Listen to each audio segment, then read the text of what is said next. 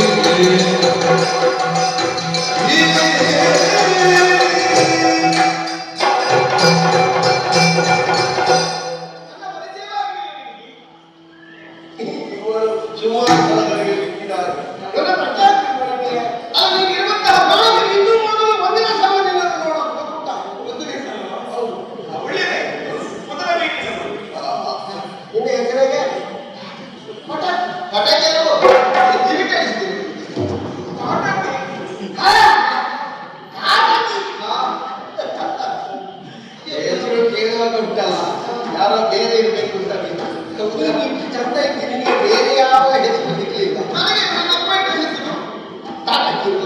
ನಿನ್ನ ಅಪ್ಪ ಯಾರು? ಸುಕೇತ, ಯಕ್ಷರಾಜ ಸುಕೇತ. ಅವನ ಹೆಸರು ಸುಕೇತ. ಈ ಯಕ್ಷನಿಗ ರಾಜ. ಇದು ಯಕ್ಷನ ಯಕ್ಷನಿಗೆ ತಾಟಕ್ಕಿ ನನಗೆ ಗೊತ್ತಾಯ್ತಲ್ಲ. ತಾವು ಹಾಕಿದಲ್ಲಿ ಅಕ್ಕಿ ನೀನು ಹೇಳಿದ್ದು ಗೊತ್ತಾಯ್ತು. ಇದು ನೀನಿದ್ದದ್ದು ಯಕ್ಷನ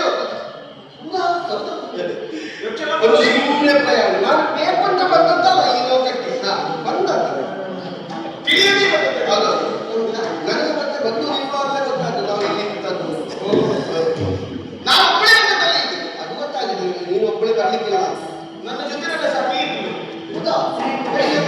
ಒಬ್ಬಳೇ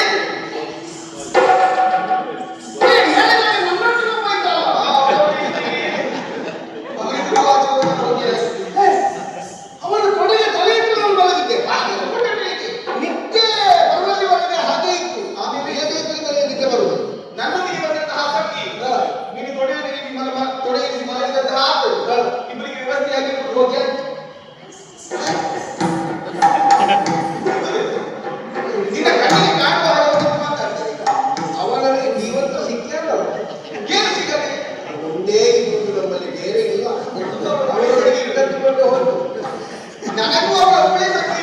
ನನಗೆ